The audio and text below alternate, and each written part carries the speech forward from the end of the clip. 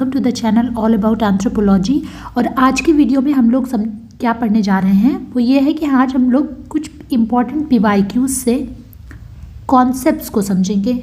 Important concepts को मतलब मैं यहाँ पर कुछ पीवाईक्यूज लाई हूँ और उससे रिलेटेड जो भी कॉन्सेप्ट्स हैं, मतलब जो भी उसके ऑप्शंस हैं और जो भी इसका करेक्ट ऑप्शन है उसको हम लोग प्रॉपर डिस्कस करेंगे।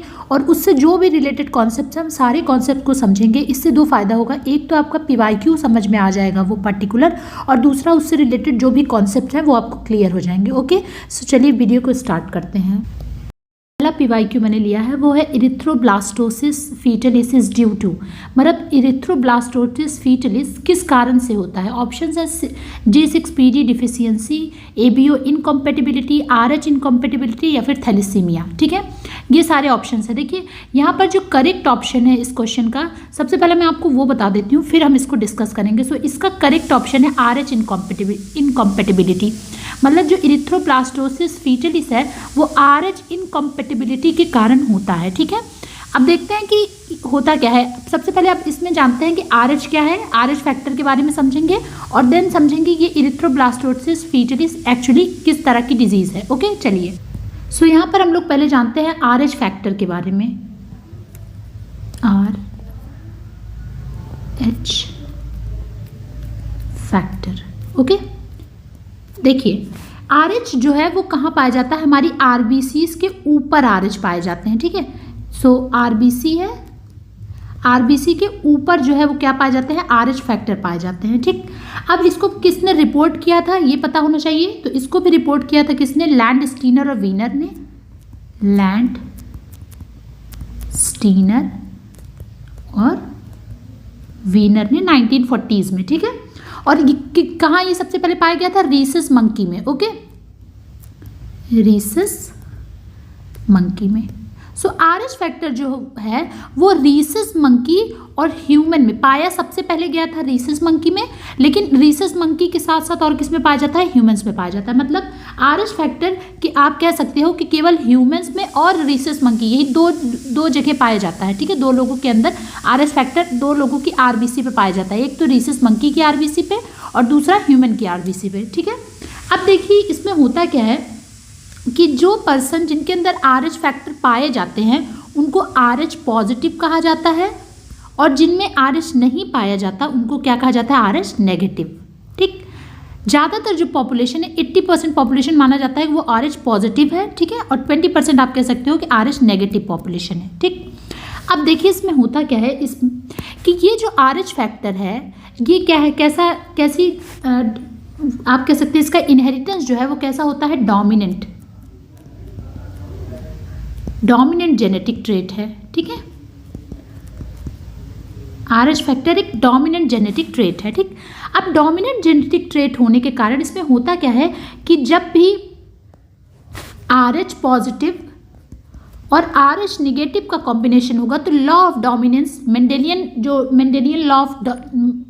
लॉ है उसको फॉलो करते हुए, लॉ ऑफ डोमिनेंस को फॉलो करते हुए हमेशा RH पॉजिटिव जो है वो डोमिनेंट होगा। मतलब अगर किसी बच्चे के फादर जो है वो RH पॉजिटिव है, मदर RH निगेटिव है, तो उस केस में जो बच्चा होगा, जो चाइल्ड होगा वो हमेशा क्या होगा, RH पॉजिटिव ही होगा। ठीक, या फिर अगर फादर जो है वो RH पॉजिटिव है, मदर भी RH पॉजिटिव है, तब भी बच्चा RH पॉजिटिव ही होगा। अगर फादर RH नेगेटिव है, मदर RH पॉजिटिव है, तब भी बच्चा RH पॉजिटिव ही होगा। और अगर बच्चा RH नेगेटिव है, मदर भी RH नेगेटिव है, तो बच्चा तब जाकर RH नेगेटिव होगा। मतलब RH नेगेटिव होने का बस एक ही केस है कि माँ और पिता दोनों जो हैं, फादर और मदर दोनों जो हैं वो नेगेटिव होंगे तभी बच्चा नेगेटिव होगा, वरना सारे केसेस में RH पॉजिटिव जो है वो हमेशा डोमिनेंट होगा। ठीक है, आई होप यहाँ तक कोई दिक्कत नहीं होनी चाहिए। चलिए अब आगे देखते हैं कि इरिथ्रोब्लास्टोसिस फीटलिस में एक्चुअली होता क्या है। सो देखिए जो इरिथ्रोब्लास्टोसिस फीटलिस, इरिथ्रोब्लास्टोसिस फीटलिस ये जो डिजीज़ है ये एक तरह की कैसी डिजीज़, हीमोलिटिक डिजीज़ है। मतलब इससे हीमोलिटिक डिजीज़ है ऑफ न्यूबॉर्न। और इसमें होता क्या है, देखिए इरिथ्रोसाइट आपने पढ़ा होगा, इरिथ्रोसाइट किसको बोलते हैं, आरबीसीज को बोलते हैं ना, ठीक है। और फीटलिस का यहाँ किससे मतलब है, फीटस, मतलब जिसको यहाँ पर मैं न्यू बॉर्न बोल रही हूँ, फीटस से। तो इसमें होता क्या है, ये एक हीमोलिटिक डिजीज़ है, मतलब इसमें ये डिजीज़ तब होती है जब RH इनकम्पेटिबिलिटी, वहाँ जो मैंने ऑप्शन सेलेक्ट किया है, जब RH इनकम्पेटिबिलिटी हो RH की, मतलब जब मिस एडजस्टमेंट हो जाए RH का, जब RH का मिस एडजस्टमेंट हो जाए, मतलब देखिए रही है फीटस में ये डिजीज हो रही है RH इनकम्पेटिबिलिटी के कारण, ठीक है। किसके कारण हो रही है, जो मैंने अभी ऑप्शन वहां पर सेलेक्ट किया है, RH इनकम्पेटिबिलिटी के कारण, मतलब RH का जो एडजस्टमेंट है वो मिस एडजस्टमेंट हो जा रहा है, मतलब RH का जो एडजस्टमेंट होना चाहिए वो ना होकर क्या हो रहा है, उसका मिस एडजस्टमेंट हो जा रहा है, मतलब इनकम्पेटिबल है RH जो होना चाहिए, ठीक है। इनकम्पेटिबल कहाँ है कि फादर और मदर का जो RH का जो कंपेटिबिलिटी होनी चाहिए वो नहीं हो पा रही है, इस कारण ये पर्टिकुलर डिजीज हो रही है बच्चे में। देखिए इसमें एग्जैक्टली होता क्या है, अब इसमें देखिए कंडीशन क्या होती है, कंडीशन 1 सेकेंड, कंपेटिबल कंडीशन क्या होती है, देखिए अगर इस डिजीज में क्या हो रहा है कि अगर फादर जो है वो RH पॉजिटिव है, फादर, ठीक, मदर जो है वो RH नेगेटिव है, RH नेगेटिव है, तो मैंने आपको बताया लॉ ऑफ डोमिनेंस लगेगा, बच्चा भी RH पॉजिटिव होगा, ठीक। अब देखिए यहाँ पर हो क्या रहा है, ये जो फीटस है, यहाँ चाइल्ड की जगह मैं फीटस लिख रही हूँ। अभी फीटस कैसा होगा, RH पॉजिटिव होगा, ठीक है, लॉ ऑफ डोमिनेंस के अकॉर्डिंग। अब यहाँ पर जो इनकम्पेटिबिलिटी, देखिए ये इनकम्पेटिबिलिटी की बात हो रही है, मदर और फादर जो है इनकम्पेटिबिलिटी की बात हो रही है, और फिर इसकी इनकम्पेटिबिलिटी हो जा रही है माँ और बच्चे के बीच में। क्यों, क्योंकि आपको पता है ये फीटस किसके अंदर होगा, माँ के, ठीक है। अब देखिए माँ की बॉडी में, माँ जो है वो RH नेगेटिव है, बच्चा RH पॉजिटिव है। अब जो माँ की बॉडी है, जो माँ का इम्यून सिस्टम है, वो इसके अगेंस्ट काम करेगा और वो ये सोचेगा कि अब हम, आपको पता है हमारी बॉडी सेल्फ और नॉन सेल्फ, सेल्फ और नॉन सेल्फ हमारी बॉडी बहुत जल्दी से रिकॉग्नाइज कर लेती है। जैसे हमारी बॉडी में अगर कोई देखिए वायरस जाता है, कोई भी एंटीजन जाता है, तो हमारी बॉडी उसके अगेंस्ट क्या बनाने लगती है, एंटीबॉडी बनाने लगती है, एंटीबॉडीज बनाने लगती है। कोई भी एंटीजन हमारी बॉडी में, अगर एंटीजन हमारी बॉडी में इंटर करता है तो हमारी बॉडी उसके लिए एंटीबॉडी बनाने लगती है। यही सेम केस यहाँ पर हो रहा है कि यहाँ पर माँ की बॉडी में, माँ की बॉडी जो है, जो माँ है वो क्या है, वो RH पॉजिटिव है, बच्चा जो है वो RH नेगेटिव है। तो बॉडी जो मदर की बॉडी है, मदर का जो इम्यून सिस्टम है, वो इस RH पॉजिटिव को एज एंटीजन ट्रीट कर रहा है कि इस बॉडी के अंदर कोई दूसरी चीज आ रही, कोई फॉरेन मटेरियल आ गया, ये तो RH नेगेटिव मैं हमेशा देखा हूँ, ये नई चीज कहाँ से मेरे घर में आ गई, ठीक है। मतलब ये जब कोई एंटीजन की तरह इसको देख रहा है तो बॉडी इसके लिए क्या बना लेगी, मदर की बॉडी इसके लिए क्या बना लेगी, एंटीबॉडी बना लेगी, एंटीबॉडी बना लेगी कि नहीं बना लेगी। यहाँ पर मदर जो है वो नेगेटिव है, भाई हमारे ब्लड में तो RH नेगेटिव था, RH जैसी कोई चीज़ मैं जानता ही नहीं था कि ब्लड में होती है, लेकिन ये जो इसमें फीटस आके रह रहा है ये तो RH पॉजिटिव है, ये कौन सी नई चीज़ है। बॉडी कहती भाई हम तो इसको जानते ही नहीं थे, ये RH पॉजिटिव क्या चीज़ है। तो बॉडी ने सोचा कि ये तो कोई फॉरेन चीज़ आ गई है, अब इसके लिए हमें अपने हथियार खड़े करने पड़ेंगे, मतलब हथियार उठाने पड़ेंगे, आई मीन। तो उसने क्या बना के रख लिया, बॉडी में एंटीबॉडी बना के रख ली कि ठीक है। अब इस केस में होता क्या है कि जो पहली प्रेगनेंसी होती है वो फर्स्ट प्रेगनेंसी सेफ होती है, क्योंकि RH की जो एंटीबॉडी होती है बहुत जो पहली फर्स्ट प्रेगनेंसी होगी, ये भी क्वेश्चन कई बार पूछा गया है, तो ये जो फर्स्ट प्रेगनेंसी होती है वो सेफ होती है, बिकॉज जो RH एंटीबॉडी का ये जो प्रोडक्शन होता है ये बहुत स्लो होता है, ठीक है, बहुत धीमे बनती है, ठीक है। लेकिन जब सेकेंड प्रेगनेंसी होती है, लेकिन जो आगे सब्सिक्वेंट जो भी प्रेगनेंसीज होंगी उसमें डेंजर होगा इस डिजीज़ का, जिट इज एरिथ्रोब्लास्टोसिस फीटलिस, मतलब हीमोलिटिक डिजीज़ का चांसेस रहेंगे, और ऐसे में क्या हो जाती है, फीटस की डेथ हो जाती है, बच्चा खत्म हो जाता है पेट के अंदर ही, ठीक है, मदर के वूम के अंदर ही बच्चे की डेथ हो जाती है, ठीक। आई होप आपको समझ में आया होगा। मैं एक बार फिर से आपको एक बार और क्लियर कर देना चाहती हूँ और अच्छे से एक बार बता देना चाहती हूँ, इसमें जो मैंने कहा कि मैंने ये ऑप्शन क्यों सेलेक्ट किया है, जिसको मैं कह रही हूँ RH इनकॉम्पेटिबिलिटी। RH सही कंडीशन क्या होना चाहिए, ये ठीक है, या फिर ये भी नेगेटिव है, ये भी नेगेटिव है, तो ये भी नेगेटिव हो। लेकिन अगर कोई अपोजिट कंडीशन हो रही है, मदर फादर जो है RH पॉजिटिव है, ज़्यादातर केसेस में मदर RH नेगेटिव है और बच्चा जब RH पॉजिटिव हो जाता है तो जो बॉडी है, क्योंकि उसने RH नेगेटिव पॉजिटिव जैसी उसने चीज़ देखी ही नहीं ब्लड में। RH पॉजिटिव का होने का मतलब क्या है, ब्लड में RH फैक्टर का होना, लेकिन मदर की ब्लड में तो RH फैक्टर था ही नहीं, बच्चे की ब्लड में RH फैक्टर है। तो ऐसे केसेस में जो मदर की बॉडी है वो इसके लिए क्या बना लेगी, एंटीबॉडी बना लेगी और पहली प्रेगनेंसी सेफ हो जाती है क्योंकि उसमें एंटीबॉडी का प्रोडक्शन कम होता है। लेकिन जो सब्सिक्वेंट प्रेगनेंसीज होती हैं उनके लिए डेंजर हो जाता है और उस केसेस में ये डिजीज होती है, दैट इज एरिथ्रोब्लास्टोसिस फीटलिस की कंडीशन आती है कि बच्चा जो है मदर के वूम्ब के अंदर ही उसकी डेथ हो जाती है। आई होप ये आपको एकदम क्लियर हो गया होगा कि इसमें इसको RH इनकॉम्पेटिबिलिटी क्यों कह रहे हैं, क्योंकि यहाँ पर दोनों RH आपस में कॉम्पेटिबल नहीं है, ना मदर फादर का और इसी के कारण माँ और बच्चे का भी, ठीक है। सो बहुत से केसेस में क्या होता है कि जब प्रेगनेंसी बार बार प्रेगनेंसी टर्मिनेट करती है तो उसमें पेरेंट्स का क्या किया जाता है, RH भी चेक किया जाता है कि कहीं RH इनकॉम्पेटिबल तो नहीं है कि बार बार प्रेगनेंसी टर्मिनेट हो जा रही हैं, ठीक। सो आई होप ये आपको क्लियर हो गया होगा। चलिए हम और जो ऑप्शन है उनको ऑप्शंस को भी डिस्कस कर लेते हैं, जो दूसरे ऑप्शंस हैं। सो पहला है क्या, G6PD डिफिशियंसी, ठीक है। ये भी डिजीज़ हमारे सिलेबस में है और हमारे लिए बहुत इंपॉर्टेंट है। सो आइए देखते हैं G6PD डिफिशियंसी। देखिए G6PD ये इसका फुल फॉर्म क्या है, ग्लूकोज 6 फॉस्फेट डिहाइड्रो जिनेज, ठीक है। ग्लूकोज 6 फॉस्फेट डिहाइड्रोजिनेज ये क्या है, एक क्या है, एंजाइम है, जिसमें भी एज लग जाए वो क्या होता है, एंजाइम होता है, ठीक है। सो ये एक एंजाइम है। इसकी ज़रूरत क्यों पड़ती है, इसकी ज़रूरत दो चीज़ के लिए पड़ती है हमारी बॉडी में। पहला कार्बोहाइड्रेट के मेटाबॉलिज्म के लिए, कार्बोहाइड्रेट मेटाबॉलिज्म के लिए, और दूसरा स्टेबिलिटी टू आरबीसी को स्टेबिलिटी देने के लिए और कार्बोहाइड्रेट के मेटाबॉलिज्म के लिए हमें G6PD की ज़रूरत पड़ती है हमारी बॉडी में। अब देखिए ये जो G6PD डिफिशियंसी इसके आगे लगा, मतलब G6PD की कमी हो जाना, ये कैसी डिजीज़ है, ये एक एक्स लिंक डिजीज़ है, ठीक है, जिसमें हम लोग hemophilia, colour blindness, muscular dystrophy इन तरह की डिजीज़ पढ़ते हैं। उसमें से एक डिजीज़ G6PD भी है। ये डिजीज़ भी क्या होगा, एक्स लिंक्ड है, एक्स लिंक रिसेसिव, इसीलिए इसका भी क्रिस क्रॉस इनहेरिटेंस होता है और ये भी डिजीज ज़्यादातर किसमें पाए जाते हैं, मैन में होते हैं, ठीक है, इन कंपैरिजन टू वीमेन, ठीक। सो ये चीज़ आपको पता होनी चाहिए।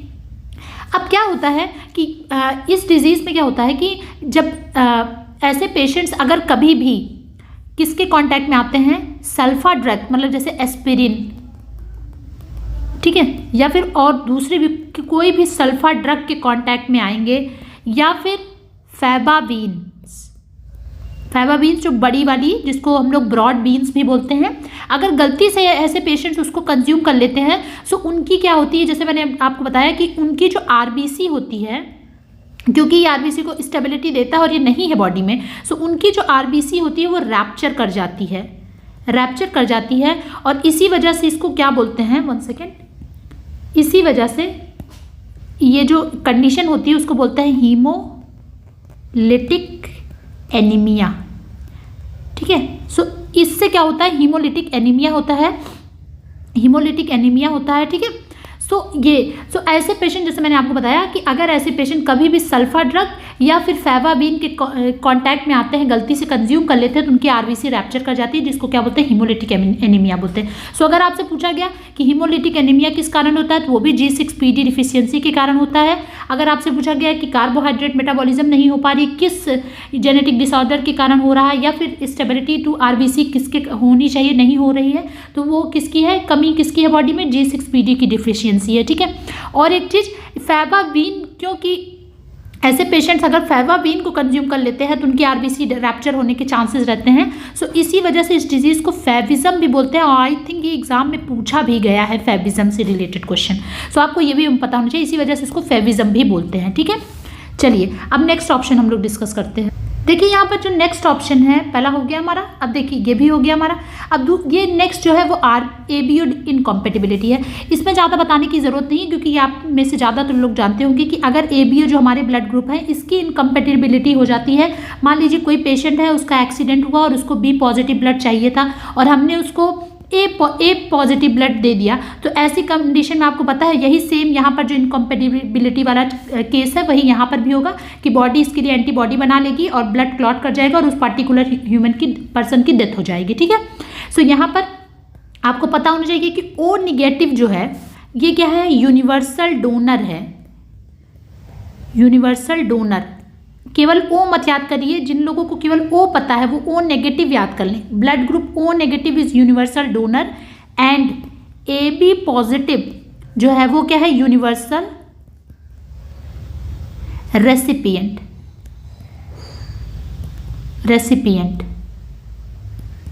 ठीक है, ये क्या होता है, यूनिवर्सल रेसिपिएंट होते हैं। तो आपको पता होना चाहिए कि AB पॉजिटिव यूनिवर्सल रेसिपिएंट है, मतलब ये किसी से भी ब्लड ले सकता है, O निगेटिव किसी को भी ब्लड दे सकता है। ठीक है, लेकिन इसके अलावा अगर कोई ऐसा कॉम्बिनेशन हो रहा है, ठीक, जिसमें पर्सन जो है वो किसी दूसरे ब्लड ग्रुप का है और उसको कोई दूसरा ब्लड ग्रुप दे दिया है, मतलब ABO इनकॉम्पेटिबिलिटी हो जा रही है, तो उस केस में उस पर्सन की डेथ हो सकती है। तो यहाँ पर ये हो गया ABO इनकॉम्पेटिबिलिटी। ज़्यादातर में से आप लोगों को, ज़्यादातर लोगों को ये पता ही होगा। देन देखिए नेक्स्ट जो है वो है थैलेसीमिया। अब हम लोग थैलेसीमिया को भी डिस्कस करते हैं, चलिए। सो थैलेसीमिया क्या है, सबसे पहले आपको ये पता होना चाहिए कि थैलेसीमिया एक ऑटोसोमल रेसेसिव डिसऑर्डर है।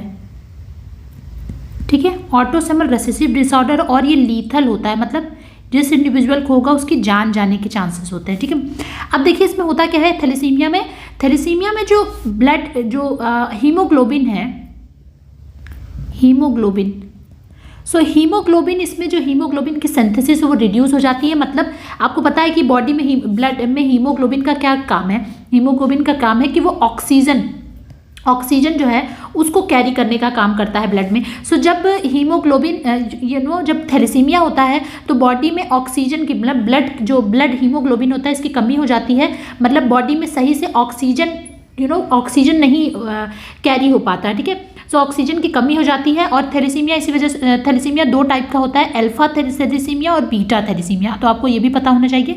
सो इसमें क्या होता है, जो रिड्यूस सिंथेसिस हो जाती है ज़्यादातर बीटा चेन ऑफ हीमोग्लोबिन की, इसी वजह से इसको बीटा थैलेसीमिया बोलते हैं और इसको अल्फा थैलेसीमिया बोलते हैं। ठीक है, सो ये क्या है, कैसी डिजीज़ है, ऑटोसोमल रिसेसिव डिजीज़ है, जिसमें क्या होता है हीमोग्लोबिन सही से बॉडी में नहीं बनता, मतलब हीमोग्लोबिन का काम है ऑक्सीजन कैरी करना, सो बॉडी में ऑक्सीजन की इस वजह से कमी हो जाती है। ठीक, चलिए, सो ये क्वेश्चन में हमने चारों ऑप्शन, मतलब करेक्ट ऑप्शन के साथ जो 3 ऑप्शन थे उसको हमने डिस्कस किया और इससे आप लोगों को आई होप कुछ इंपॉर्टेंट कॉन्सेप्ट पता चले होंगे। अब नेक्स्ट क्वेश्चन हम लोग चलिए देखते हैं। नेक्स्ट क्वेश्चन आपसे पूछा पैटर्न बार्डनेस इन मैनिश।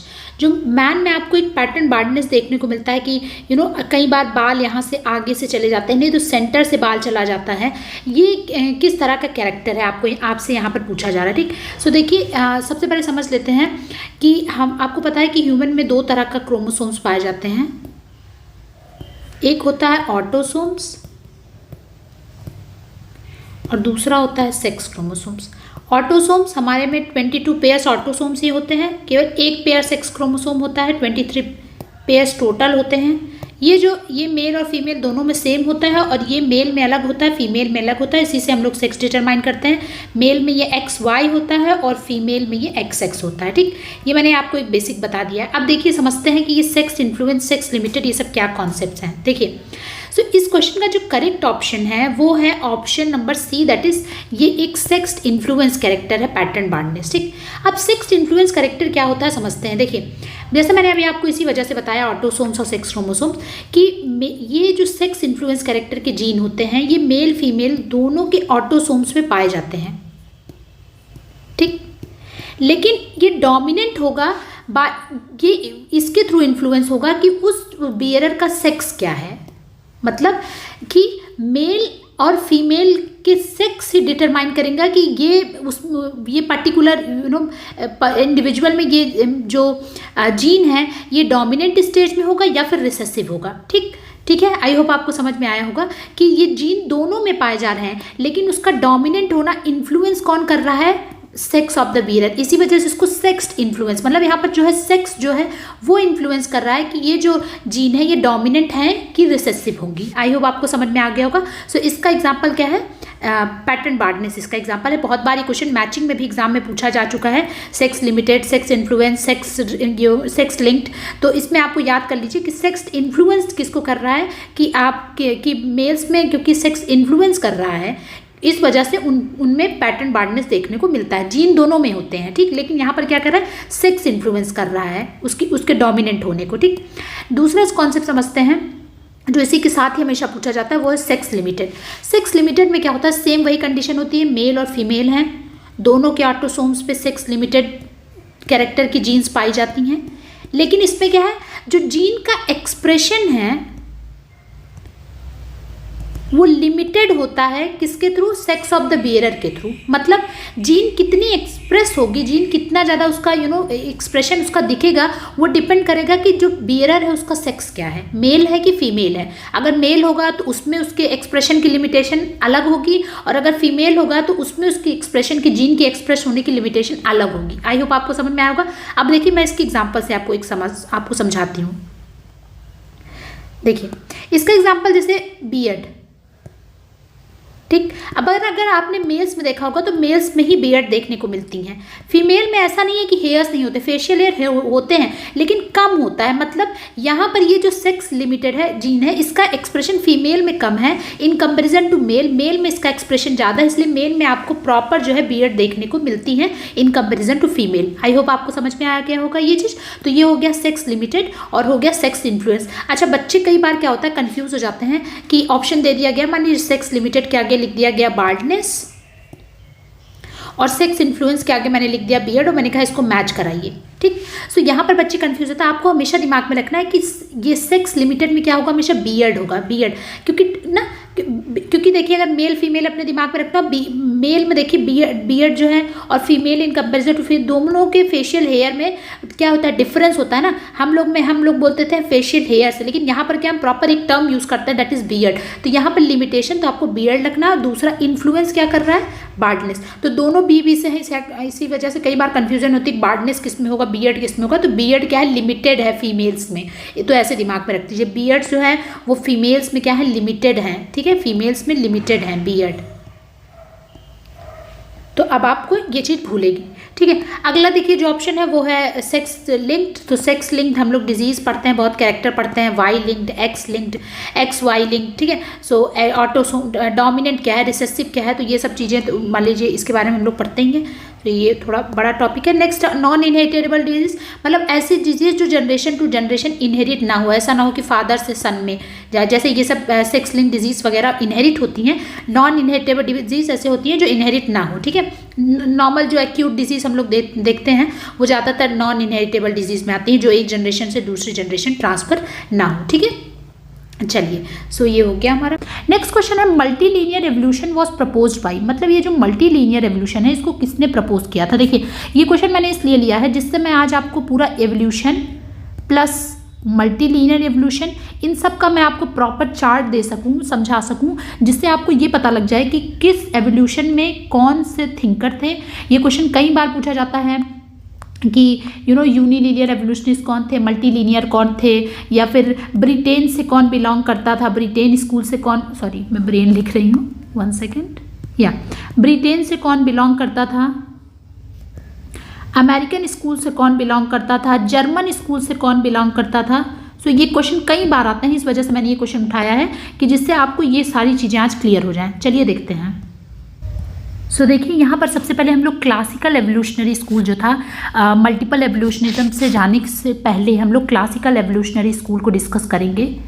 क्लासिकल इवोल्यूशनरी, ठीक है, क्लासिकल एवोल्यूशनरी जो स्कूल्स थे उसको डिस्कस करेंगे। सो क्लासिकल एवोल्यूशनरी स्कूल में 3 इंपॉर्टेंट स्कूल्स हैं। पहला है ब्रिटिश, दूसरा है German, and third one is American. ठीक है, मतलब देखिए देखिए यहाँ पर इस स्कूल से मतलब ये समझिएगा कि यहाँ पर जो थिंकर्स थे वो ब्रिटिश ओरिजिन के थे, यहाँ पर जो थिंकर्स थे वो जर्मन ओरिजिन के थे, और यहाँ पर जो थिंकर्स थे वो अमेरिकन ओरिजिन के थे। स्कूल का मतलब ये नहीं है कि कोई पार्टिकुलर स्कूल का नाम था, ये मतलब बना दिया जाता है कि अच्छा ये ब्रिटेन से बिलोंग करते थे तो ये ब्रिटिश स्कूल, ये जर्मनी से बिलोंग करते थे और ये अमेरिका से बिलोंग करते थे। ठीक, तो देखिए ये कई बार क्वेश्चन पूछा जाता था, ब्रिटिश क्लासिकल एवोल्यूशनिस्ट इसमें से कौन से हैं, आपको ऑप्शंस उसमें से पिक चूज करना होता है। सो आज के बाद ये एकदम अच्छे से ध्यान रख लीजिए और इस टेबल को अपनी कॉपी में बना लीजिए या फिर किसी A4 शीट पे बना लीजिए। एक दो बार आप बना लेंगे तो आपको ये चीज़ एकदम आपके दिमाग में फिक्स हो जाएगी। ठीक है, चलिए, तो ब्रिटिश जो क्लासिकल एवोल्यूशनरी स्कूल है इसमें कौन कौन बिलोंग करते थे? टाइलर, ठीक है, मेन, देन मैकलेनन और James Frazer. E.B. Tylor, Maine, McLennan और फ्रेजर, ये किससे बिलोंग करते थे? ब्रिटिश स्कूल से। कलर बदल रही हूँ जिससे आपको कंफ्यूजन ना हो। देन जर्मन से कौन कौन थे? जर्मन से थे J.J. पैकोफेल और बेस्टियन। ठीक है, बेस्टियन को क्या कहा जाता है? फादर ऑफ जर्मन एंथ्रोपोलॉजी कहा जाता है, सॉरी जर्मन एंथ्रोपोलॉजी। ठीक है, इतना हो गया। और अमेरिकन में आते हैं, एक ही नाम अमेरिकन में आपको याद करना है, वो है L.H. मॉर्गन। ठीक है, तो ये है क्लासिकल एवोल्यूशनरी स्कूल के चार्ट। ब्रिटिश में कौन है? टाइलर हैं, मेन है, मैकलेनन है और फ्रेजर है, चार इसमें हैं। यहाँ पर आपको बैकोफेन और बेस्टियन को याद करना है। बेस्टियन को फादर ऑफ जर्मन एंथ्रोपोलॉजी भी कहा जाता है। और अमेरिकन में कौन है? L.H. मॉर्गन है। ठीक, अब थोड़ा सा क्लासिकल एवोल्यूशनरी स्कूल के बारे में आपको बता दे रही हूँ यहाँ पर मैं। देखिए, क्लासिकल एवोल्यूशनरी स्कूल जो था वो हमेशा किस पे बिलीव करता था? वो था यूनिलीनियर एवोल्यूशनिज्म को मानते थे ये लोग मानते थे कि एवोल्यूशन जो है वो एक यूनिलीनियर पैटर्न में होता है। ठीक है, मतलब होमोजेनिटी से हम लोग हमेशा हेट्रोजेनिटी की तरफ जाते हैं। कल्चर जो है वो ये मानते थे कि हमेशा सक्सेसिव डेवलपमेंट कल्चर का होता है। सक्सेसिव डेवलपमेंट स्टेजेस होती हैं कल्चर डेवलपमेंट की। ठीक है, और ये लोग क्या मानते थे? ये लोग साइकिक यूनिटी ऑफ मैनकाइंड पे बिलीव करते थे कि जो ह्यूमन का माइंड है वो हमेशा एवरीवेयर, हर जगह लगभग उनके जो थॉट आते थे वो लगभग सिमिलर आते थे। तो साइकिक यूनिटी ऑफ मैनकाइंड भी इसी स्कूल मतलब इसी क्या बोलते हैं क्लासिकल एवोल्यूशनिज्म का, साइकिक यूनिटी ऑफ मैनकाइंड। ठीक है, इस पे बिलीव। और इसमें देखिए अगर आप टाइलर को देखेंगे तो टाइलर ने कॉन्सेप्ट वो टर्म ही दिया था सर्वाइवल का ना, सर्वाइवल का टर्म दिया था। मैं इसको पहले आपको बता चुकी हूँ किसी वीडियो में कि टाइलर ने सर्वाइवल टर्म दिया था। ये एग्जाम में एक क्वेश्चन भी आ चुका है कि ये कहते थे कि जो जो नए कल्चर है उसमें कहीं ना कहीं आपको पुराने कल्चर्स की आपको कुछ चीज़ें देखने को मिल जाएंगी। जैसे मैंने एग्जाम्पल दिया था कि नया घर अगर बन रहा है तो उसमें पुराने घर की एक दो ईंट दिख जाना, उसी को इन्होंने कहा था सर्वाइवल। कि मतलब नया भी कल्चर डेवलप हुआ है उसमें कुछ पुराने कल्चर्स की अगर कुछ दिख रहा है तो उसको टाइलर ने कहा था कि सर्वाइवल है। क्योंकि ये लोग मानते थे कि ये हमेशा यूनिलीनियर पैटर्न में होता था, ये आया उसके बाद दूसरा आया, मतलब दूसरे में पहली की कुछ झलक आपको दिखेगी। ठीक है, सो ये लोग इस पर बिलीव करते थे। इनकी जो मेथडोलॉजी थी वो क्या थी? कंपेरेटिव हिस्टोरिकल मेथड यूज़ करते थे। इनकी जो मेथडोलॉजी कई बार पूछी जाती है क्लासिकल एवोल्यूशनरी स्कूल की मेथडोलॉजी क्या थी, तो इनकी जो मेथडोलॉजी थी ये भी आप नोट कर लें। इनकी जो मेथडोलॉजी थी वो क्या थी? कंपेरेटिव, कंपेयर करते थे ना एक दूसरे को, कंपेयर करके अच्छा इसमें ये था नई चीज़ आ गई, अच्छा मतलब दूसरा स्टेज आ गया, ये उससे डेवलप है। कंपेरेटिव हिस्टोरिकल मेथड था इनका, हिस्टोरिकल मेथड। ठीक है, और इसमें से आपको ज़्यादातर जो है वो आर्म चेयर एंथ्रोपोलॉजिस्ट ही दिखेंगे, मतलब जिन्होंने फील्ड पे, स्पेशली टाइलर और मॉर्गन, इन दोनों का नाम आर्म चेयर एंथ्रोपोलॉजिस्ट में आता है। मतलब ऐसे लोग जिन्होंने फील्ड पे जाकर डेटा नहीं कलेक्ट किया है, और जबकि इन लोगों ने एडमिनिस्ट्रेटिव, ट्रैवलर्स, इन लोगों से क्या किया है? डेटा को कलेक्ट किया है और उसके बाद अपनी जो भी बुक या फिर अपना जो भी आर्टिकल पब्लिश कराया है। ठीक है, चलिए अब अगला देखते हैं हम लोग। अब देखिए जो दूसरा है जो क्वेश्चन हमें पूछा गया वो है नियो एवोल्यूशनिज्म। ठीक है, देखिए 1 सेकेंड, नियो एवोल्यूशनिज्म पहला क्या था? क्लासिकल था, अब उसके बाद क्या है, नियो एवोल्यूशनिज्म आया। देखिए नियो एवोल्यूशनिज्म में भी दो स्कूल्स थे, एक था ब्रिटिश और दूसरा था अमेरिकन। ठीक है, देखिए ब्रिटिश स्कूल जो था इसमें कौन थे, इसमें थे वी.जी. चाइल्ड। वी.जी. चाइल्ड को हम लोग और किस लिए जानते हैं, मुझे कमेंट बॉक्स में लिख के बताइएगा। वी.जी. चाइल्ड और किस लिए हम लोग और कहाँ पढ़ते हैं इनके बारे में, यहाँ एवोल्यूशनिज्म के अलावा हम लोग और कहाँ पढ़ते हैं वी.जी. चाइल्ड के बारे में। और यहाँ पर अमेरिकन में कौन थे, जूलियन स्टीवर्ट। आपके क्वेश्चन का आंसर आपको मिल गया होगा, जूलियन स्टीवर्ट। और कौन थे, लेस्ली वाइट, एल वाइट। ठीक है, अब देखिए यहाँ पर एक चीज़ आपको देखना है कि अमेरिकन भले थे लेस्ली वाइट, लेकिन लेस्ली वाइट और चाइल्ड ये दोनों थे, ये दोनों मिलकर बनाते थे यूनिवर्सल एवोल्यूशनिज्म की बात करते थे ये लोग। ठीक, यूनिवर्सल एवोल्यूशनिज्म की बात करते थे। और ये जो जूलियन स्टूवर्ट थे, ये क्या थे, ये थे मल्टीलीनियर एवोल्यूशनिस्ट ये थे। तो यहाँ पर जो क्वेश्चन आपसे पूछा गया वो पूछा है कि इसमें से कौन मल्टीलीनियर एवोल्यूशनिस्ट है, तो करेक्ट ऑप्शन है जूलियन स्टीवर्ट। ठीक है, आई होप आपको करेक्ट ऑप्शन समझ में आ गया होगा। देखिए अब मैं आपको थोड़ा सा इनके बारे में बता देती हूँ कि यूनिवर्सल एवोल्यूशनिज्म की बात करते हैं वी.जी. चाइल्ड और लेस्ली वाइट। और इनकी जो बुक थी, इनकी बुक बहुत एग्जाम में पूछी जाती है, उसका नाम है सोशल, वन सेकेंड, सो चाइल्ड की जो बुक है उसका नाम है सोशल एवोल्यूशन। ठीक, और लेस्ली वाइट ने की जो बुक है उसका नाम है evolution of culture, evolution of culture. और इन्होंने ही ये फॉर्मूला दिया है E/T=C, ये आपको पता होना चाहिए। ठीक है, E/T=C। ठीक है, सो ये मतलब एनर्जी और टेक्नोलॉजी से कल्चर डेवलप होता है। ठीक है, सो ये इन्होंने दिया था। और इनकी बुक थी एवोल्यूशन ऑफ कल्चर, इनकी बुक थी सोशल एवोल्यूशन। और मैंने आपसे पूछा है कि वी.जी. चाइल्ड और कहाँ इनके बारे में पढ़ते हैं, आप मुझे कमेंट बॉक्स में लिख के ज़रूर बताइएगा। ठीक, और जूलियन स्टीवर्ट की बात कर लेते हैं हम लोग थोड़ी सी। जूलियन स्टीवर्ट जो कि एक मल्टीलीनियर एवोल्यूशनिज्म की बात करते हैं कि एवोल्यूशनिज्म मल्टीलीनियर, एक लाइन पे नहीं, जैसे यूनिलीनियर ये लोग बोल रहे थे कि एक स्टेज पहले सेवेजरी आया, फिर बार्बरिज्म आया, फिर सिविलाइजेशन आया, ये कह रहे नहीं, एवोल्यूशन जो था वो मल्टीलीनियर था। ठीक है, सो जूलियन स्टीवर्ट की जो बुक है वो भी जान लेते हैं, हमारे लिए बहुत ज़रूरी है।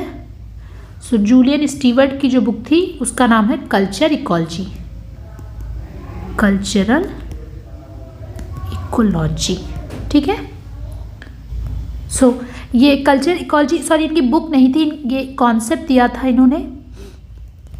और देखिए मल्टी एवोल्यूशनिज्म में एक समझ लेते हैं एक चीज़ कि जूलियन स्टीवर्ट मल्टी एवोल्यूशनिज्म में कहते क्या थे। जूलियन स्टीवर्ट का ये कहना था, ये जो इन्होंने कल्चर इकोलॉजी का कॉन्सेप्ट दिया था वो यहीं से आया था, इनके मल्टी एवोल्यूशनिज्म के कॉन्सेप्ट से ही, कि इन्होंने कहा था कि कोई भी कल्चर एक पैटर्न एक पैटर्न नहीं फॉलो करता, हर कल्चर का अपना अलग पैटर्न होता है डेवलपमेंट का, बिकॉज हर कल्चर की अपनी इकोलॉजी अलग होती है। मतलब इन्वायरमेंट बहुत मैटर करता है कि कौन सा कल्चर कैसे डेवलप होगा। फॉर एग्जाम्पल अगर हम किसी डिजर्ट एरिया में रह रहे हैं, ठीक है, किसी डिजर्ट एरिया में रह, तो वहाँ का जो कल्चर डेवलपमेंट की प्रोसेस होगी वो डिफरेंट होगी इन कंपैरिजन टू ऐसी जगह जहाँ पे आइस बहुत ज़्यादा है, जहाँ पे मतलब जो बहुत ठंडी जगह है। ठीक है, सो अगर हम इन दोनों के कल्चर को कंपेयर करेंगे तो दोनों के कल्चरल डेवलपमेंट की प्रोसेस बहुत अलग होगी। इसी वजह से इन्होंने ये कल्चर इकोलॉजी का कॉन्सेप्ट ही दिया था, और इसी वजह से ये मल्टी एवोल्यूशनिज्म से बिलोंग करते थे। इन्होंने कहा था कि कल्चर ऐसा नहीं है कि सारे कल्चर एक ही रोप पे चलते हैं, एक ही डेवलपमेंट प्रोसेस को फॉलो करते हैं। कल्चर का डेवलपमेंट मल्टीलीनियर तरीके से होता है, बिकॉज उनकी इकोलॉजी अलग होती है, हर जगह की अपनी इकोलॉजी अलग होने के कारण उनका कल्चरल डेवलपमेंट की प्रोसेस भी अलग होती है। ये मल्टी एवोल्यूशनिज्म में वो, और इन्होंने कल्चर इकोलॉजी का कॉन्सेप्ट दिया। और इनकी जो बुक थी, वन सेकेंड, इनकी जो बुक थी वो थी थ्योरी ऑफ कल्चरल चेंज। ठीक है, सो कल्चर इकोलॉजी का इनका कॉन्सेप्ट है, और बुक इनकी थी theory of culture change, Julian Steward. ठीक है, सो आपको इनके बारे में ये चीज़ पता होना चाहिए, ठीक। और इन्होंने ये जो टाइपोलॉजी ऑफ कल्चरल एवोल्यूशन की हम लोग जो बात कर रहे हैं, यूनिलिनियर, यूनिवर्सल और मल्टीलिनियर, ये भी इन्हीं का ही दिया हुआ है, टाइपोलॉजी ऑफ कल्चरल चेंज। सो ये भी मैं यहाँ पर लिख दे रही हूँ, टाइपोलॉजी ऑफ कल्चरल इवोल्यूशन, ये भी जूलियन स्टीवर्ट का ही दिया हुआ है, ठीक। सो आई होप अब आपको ये समझ में आ गया होगा, ठीक है। चलिए अब नेक्स्ट क्वेश्चन देखते हैं। सो यहाँ पर जो करेक्ट ऑप्शन है वो देखिए, मल्टीलिनियर एवोल्यूशन के बारे में आपसे पूछा जा रहा है। सो यहाँ पर करेक्ट ऑप्शन क्या हो जाएंगे, जूलियन स्टीवर्ट ने ये प्रपोज किया था इस कॉन्सेप्ट को, ठीक है। टाइलर और मॉर्गन किससे बिलोंग करते हैं ये आपको पता हो गया, ठीक है। चलिए अब नेक्स्ट देखते हैं, नेक्स्ट क्वेश्चन हम लोग। नेक्स्ट क्वेश्चन है, polygyny is a form of polygamy, polygamy indicates plural marriage. देखिए यहाँ पर मैंने ये नहीं लिखा है, ऑप्शंस नहीं लिखे हैं कि assertion is correct, reason is false, because मेरा मेन मोटिव है आपको ये समझाना है असर्शन रीजन। और यहाँ से मैंने इसलिए लिया है पॉलीगाइनी एंड पॉलीएंड्री ये सब, कि अगर मैं आपको ये समझा दूंगी तो आज मैं आपको पूरा मैरिज का क्लासिफिकेशन बता दूंगी एक वीडियो में, इसी में, कि जिससे आपको एकदम समझ में आ जाए मैरिज का क्लासिफिकेशन प्रॉपरली, ठीक है। सो चलिए इसको समझते हैं, पहले ये क्वेश्चन ही समझ लेते हैं, उसके बाद यहाँ पर आपसे कह रहा है कि polygyny is a form of polygamy, ठीक है। पॉलीगैमी इंडिकेट्स प्लूरल मैरिज, मतलब पॉलीगाइनी जो है वो पॉलीगैमी का एक पार्ट है, और जो पॉलीगैमी है वो इंडिकेट करता है प्लूरल मैरिज को, ठीक है। चलिए अब समझते हैं ये एग्जैक्टली ये सारे टर्म्स की मीनिंग क्या है। मैरिज क्लासिफिकेशन का एक चार्ट बना लिया, आप देखिए समझते हैं कि मैरिज के डिफरेंट टाइप्स क्या क्या है। तो देखिए यहाँ पर मैरिज मोनोगैमी, पॉलीगैमी। सो मोनो मतलब मैंने आपको बताया था, मोनो म्यूटेशन पढ़ाते वक्त मोनोसोमी, मोनो मतलब सिंगल, ठीक। और पॉली मतलब कई, मतलब मोर देन वन, एक से ज़्यादा। मतलब मोनोगैमी मतलब सिंगल मैरिज, मतलब एक टाइम पे केवल सिंगल स्पाउस हो, सिंगल पार्टनर हो, वो क्या हो गया मोनोगैमी। गैमी का मतलब ही होता है, अगर आप बायो के स्टूडेंट हो तो आपको पता होगा, गैमी का मतलब होता है फ्यूजन। तो शादी में जैसे दो लोगों की शादी होती है ना, तो इस वजह से यहाँ पर गैमी वर्ड यूज़ किया गया है। सो यहाँ पर देखिए मैंने जैसे आपको बताया कि मोनोगैमी मतलब सिंगल टाइम पे, एक टाइम में आपके उस इंडिविजुअल की केवल एक स्पाउस हो, केवल एक शादी जो करे उसको मोनोगैमी बोलते हैं, ठीक। पॉलीगैमी का मतलब क्या होता है, एक से ज़्यादा शादियां जहां पर हो रही हैं। अब देखिए मोनोगैमी पे मैंने लिखा है सीरियल मोनोगैमी। सीरियल मोनोगैमी का जो कॉन्सेप्ट है ये हमें फॉरेन में ज़्यादा देखने को मिलता है, अमेरिका में, यूरोप में। वहाँ पर क्या होता है, जैसे एक शादी मान लीजिए डाइवोर्स हो गया, ठीक है, डाइवोर्स हो गया, या फिर जो वाइफ थी उसकी डेथ हो गई, या फिर हस्बैंड की डेथ हो गई। सो जब देखिए यहाँ पर क्या होता है केस में कि डाइवोर्स होने के कारण या फिर डेथ होने के कारण एक टाइम पे इंडिविजुअल, मान लीजिए ये वाइफ थी इसकी, लेकिन अब इसकी इन दोनों का आपस में, दो इंडिविजुअल का आपस में जो डाइवोर्स हो गया, सो इस डाइवोर्स होने के बाद जब ये दूसरी शादी करेगा, मान लीजिए फिर इसके साथ कुछ हो गया, ये छूट गए, मतलब शादी टूट गई, तो फिर तीसरी शादी जो करेगा, तो देखिए यहाँ पर एक टाइम पे एक ही स्पाउस है, लेकिन सीरियल देखिए मतलब एक शादी टूटी, फिर उसने दूसरी की, फिर दूसरी टूटी तो तीसरी की। ये जो जैसे आपको बॉलीवुड में भी देखने को ये चीज़ें बहुत मिलती हैं तो ये क्या है, सीरियल मोनोगैमी है, ठीक है।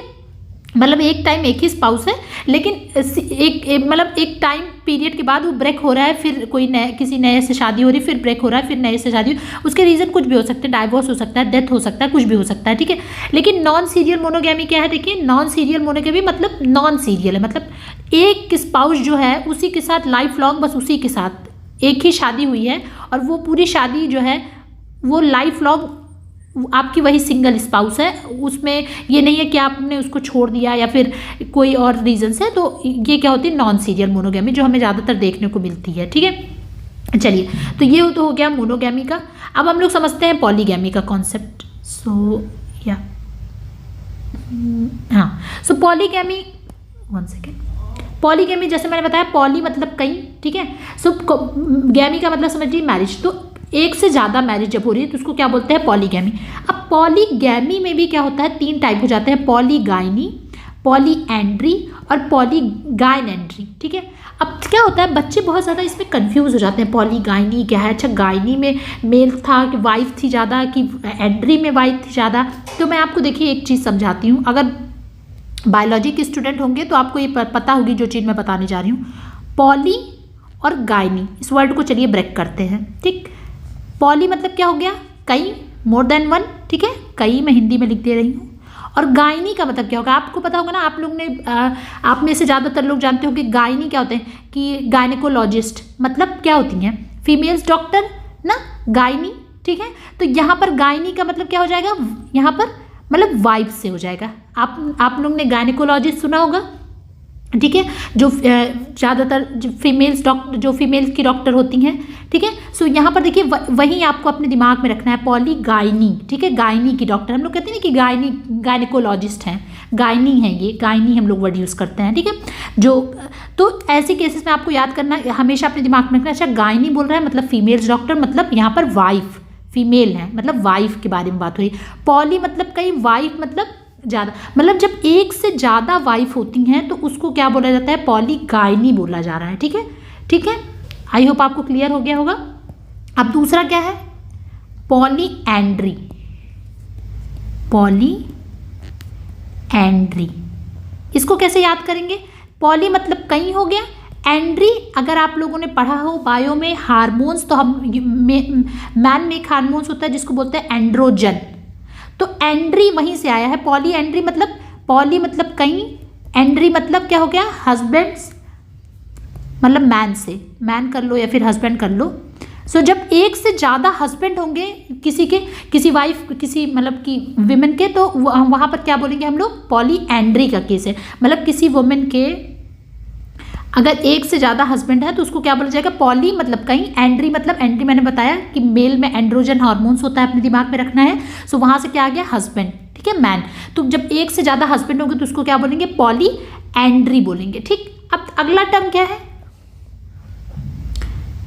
अगला टर्म है पॉलीगायनेंड्री, मतलब पॉली भी है, ठीक है, गाय भी है और एंड्री भी है। देखिए पॉली भी है, इसको ब्रेक करिए, गाय भी है और एंड्री मतलब कई वाइफ्स भी और हस्बैंड्स भी, मतलब ऐसी सोसाइटी जहाँ पर जो विमेन है, जो वाइफ है, उसने भी कई मतलब उसने भी पॉलीगायनी कर रखी है, मतलब उसकी भी पॉलीगायनी भी कर रखी है और पॉली एंड्री भी कर रखी है। देखिए ये वर्ड दो वर्ड से बना है, पॉलीगायनी भी है वहाँ पर और पॉली एंड्री भी है वहाँ पर, और दोनों मिलकर बना दे रहे हैं पॉलीगायनेंड्री। समझ रहे हैं, मतलब ऐसी सोसाइटी जहाँ पर जो वाइफ है उसके कई हस्बैंड हैं और जो हस्बैंड है उसके कई वाइफ्स हैं, उसको क्या बोला जाता है, वो ऐसी मैरिज को क्या बोलते हैं, पॉलीगायनेंड्री बोलते हैं। ठीक, और आप मुझे कमेंट बॉक्स में बताइएगा हिमालयन पॉलीगायनेंड्री किसकी बुक है, किसने काम किया है हिमालयन पॉलीगायनेंड्री, ये बुक आ चुकी है एग्जाम में। ठीक है, तो ये हो गया। तो आई होप आपको ये समझ में आया होगा। अब देखिए एक चीज़ और जो जानना यहाँ पर ज़रूरी है, मैंने चार्ट में नहीं बनाया है, वो ये है कि पॉलीगायनी में भी दो टाइप हो जाते हैं। कौन सा, सोरोरर और नॉन सोरोरर। अब अगर आप लोगों ने मेरी सोरोरेट और लेवीरेट मैरिज की वीडियो देखी होगी तो आपको पता होगा कि सोरो मतलब क्या, मैंने क्या बताया था, साली ना, मतलब ऐसी शादी जहाँ पर जो मैन है वो पॉलीगायनी, उसकी वाइफ तो जो है वो क्या है, आपस में बहनें हैं, ठीक है, सिस्टर्स हैं, तो उसको क्या बोलेंगे, सोरोरर पॉलीगायनी बोलेंगे। और ऐसी शादी जिसमें वो आपस में बहनें नहीं हैं, अलग अलग जगह से वाइफ्स आई हैं, ठीक है, ठीक, तो वो क्या होगा, नॉन सोरोरर हो जाएगा। ठीक है, सो यहाँ पर सोरोरर और नॉन सोरोरर हो जाता है। इन द सेम वे जो ये पॉलीएंड्री है, मैं यहाँ पे लिख दे रही हूँ, जो ये पॉलीएंड्री है इसमें भी दो टाइप हो जाते हैं, फैटर्नल और नॉन फैटर्नल। ठीक है, अब देखिए फैटर्नल में क्या होता है।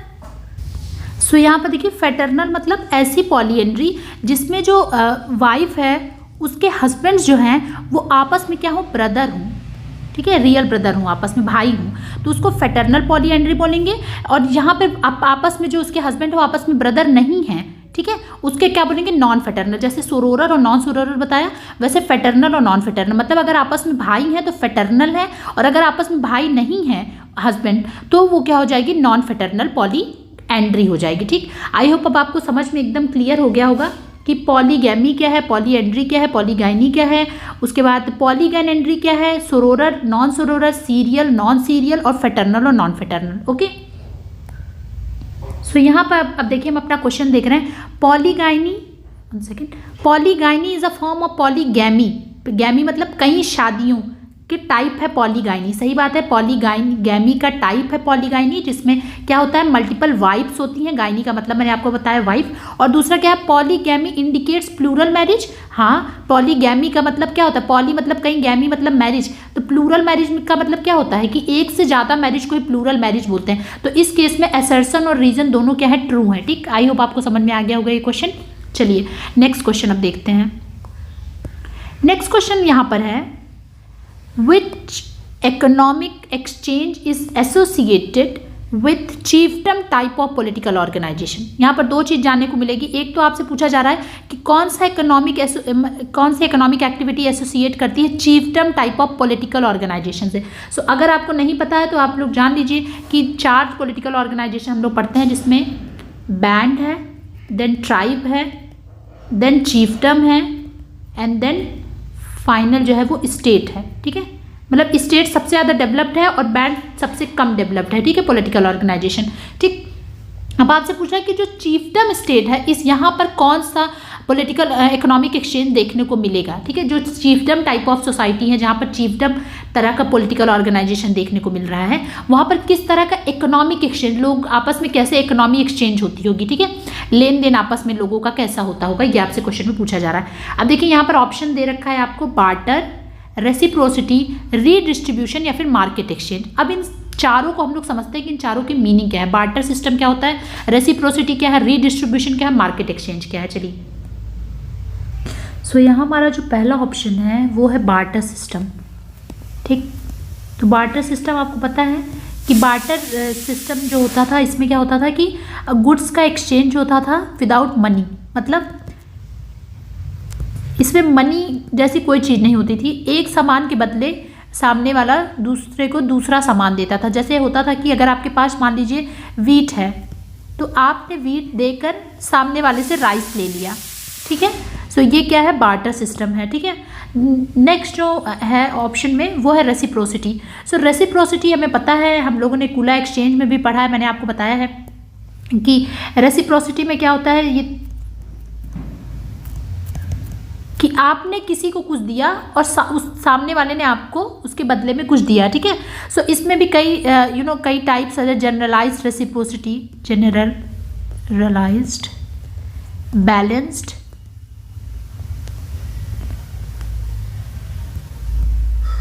और तीसरा होती है नेगेटिव। ठीक है, अब देखिए इन तीनों में क्या होता है। सो रेसिप्रोसिटी मैंने आपको बताया कि जिसमें हम चीज़ों को एक्सचेंज करते हैं म्यूचुअल बेनिफिट के लिए।